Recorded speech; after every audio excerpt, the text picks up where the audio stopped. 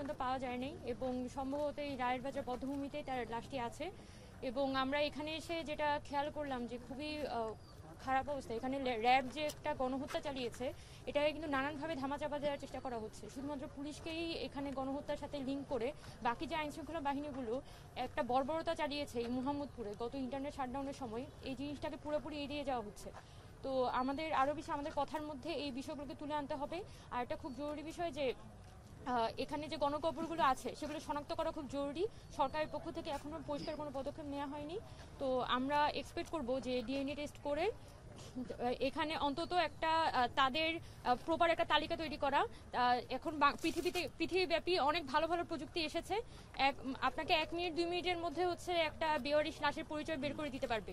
সেটার মাধ্যমে কিন্তু সরকার চাইলে একটা তালিকা তৈরি করে ফেলতে পারে যাতে করে পরিবার তার হারানো সদস্যদের যাতে দ্রুততম সময়ের মধ্যে খুঁজে পায়। এবং আমরা আশা করব যে অন্তর্বর্তীকালীন সরকার তারা দ্রুততম সময়ের মধ্যে এখানে গণকবরগুলো শনাক্ত করে যে নিহত ব্যক্তি তাদের সকলকে আইডেন্টিফাই করে পরিবারের কাছে ফিরিয়ে দিবে। ধন্যবাদ। আপনারা এখানে হলো গিয়ে শহীদ পরিবার একটি রয়েছেন, এই যে এখানে হলো গিয়ে তাদের পরিবারের সদস্যরা রয়েছেন। একটি বাচ্চা ছেলেও এখানে দেখা যাচ্ছে, তার বাবা মোহাম্মদ রফিকুল ইসলাম, তিনি হলো গিয়ে সোহরাওয়ার্দী হসপিটালে ছিলেন, সেখান থেকে হলো ঢাকা মেডিকেলে ছিলেন, দুঃখিত। সেখান থেকে তার লাশটিকে হলো গিয়ে হঠাৎ করে গায়েব করে ফেলা হয় এবং তার পরবর্তী খুঁজে পাওয়া যাচ্ছে না। তারা আশঙ্কা করছেন বা তারা হলো গিয়ে এখানের ভিতরে সম্ভাবনা খুঁজে পাচ্ছেন যে এখানে হয়তো বা তার বাবার কবরটি এখানে শানিত রয়েছে, এখানের ভিতরে দাফন করা হয়েছে। কিন্তু তারা কোনোভাবে আসলে এই জিনিসটা নিশ্চিত হতে পারছে না যতক্ষণ না পর্যন্ত একটি সুস্পষ্টভাবে ডিএনএ প্রোফাইলিংয়ের মাধ্যমে তার বাবা এই ছেলেগুলোর বাবার লাশটাকে শনাক্ত করা যায়। শহীদ রফিকুল ইসলাম শুধু শহীদ হননি, তার ছেলে নিজের গল্পটাও বললো।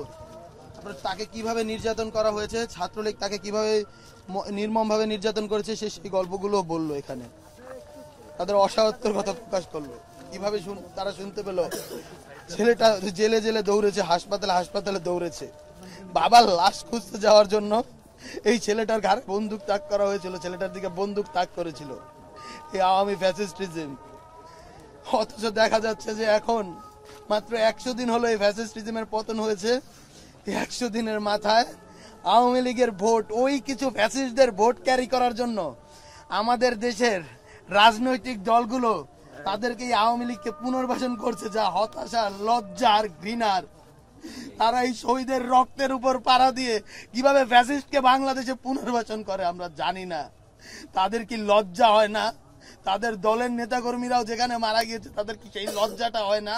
এই রক্তের উপর পাড়া দিয়ে কিছু ভোট, সামান্য ক্ষমতার লোভে তারা কিভাবে এটা করে আমরা আসলে জানি না। এর উত্তর বাংলাদেশের মানুষ জানে না, কিন্তু তারা জানতে চায়। জুলাই গণ অভ্যুত্থানের প্রত্যেকটা মানুষ, বাংলাদেশের প্রত্যেকটা মানুষ জানতে চায় তারা কিভাবে এই জঘন্য কাজটা করতে পারছে। আজকে জুলাই গণ অভ্যুত্থানের 100তম দিনে বৈষম্য বিরোধী ছাত্র আন্দোলনের পক্ষ থেকে আমরা আহত এবং শহীদ পরিবারের খোঁজখবর নিচ্ছি এবং আমরা আজকে সেই কর্মসূচির অংশ হিসেবে রায়ের বাজারে, যেখানে আন্দোলনকারীদেরকে নির্মমভাবে হত্যা করে গণকবরে বদ্ধভূমিতে পুঁতে রাখা হয়েছে, সেখানে এসেছি। আপনারা সবাই শহীদ পরিবারের বক্তব্য শুনেছেন। আজকে 100 দিন হয়ে গেছে, এর মধ্যেই ফ্যাসিবাদের যে নির্যাতন নিপীড়ন সেই স্মৃতি ফিকে হয়ে আসছে। এখানে আমরা দেখতে পেয়েছি যে অনেকগুলো কবর, বদ্ধভূমি, ঠিক কবর না, সেখানে বাঁশ পুঁতে রাখা আছে। 127টার মতো কবর শনাক্ত করা হয়েছে, আরও অনেক কবর আছে যেগুলো শনাক্ত করা যায়নি এবং এগুলোতে লাশের সংখ্যা আরও অনেক বেশি। একটিতে 4-5টি করে লাশ আছে, এরকম আশঙ্কা করা হচ্ছে আরও বেশি থাকতে পারে।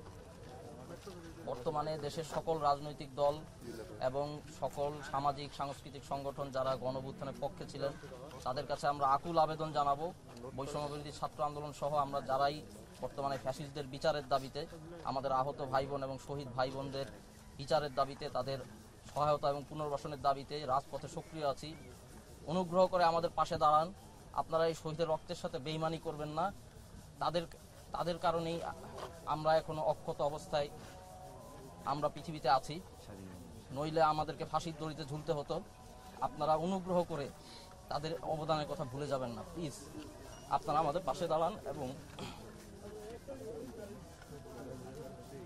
শহীদ পরিবারের পাশে দাঁড়ান তাদের, এবং বাংলাদেশের জনগণের যে রাজনৈতিক আকাঙ্ক্ষা গণঅভ্যুত্থানের মধ্য দিয়ে প্রকাশিত হয়েছে তার পাশে দাঁড়ান। আপনারা বেইমানি করবেন না, প্লিজ। প্লিজ আপনাদেরকে অনুগ্রহ করে বলছি, বৈষম্য বিরোধী ছাত্র আন্দোলন সহ ছাত্ররা সবসময় রাজপথে থাকবে।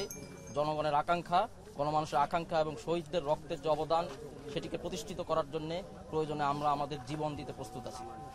ধন্যবাদ।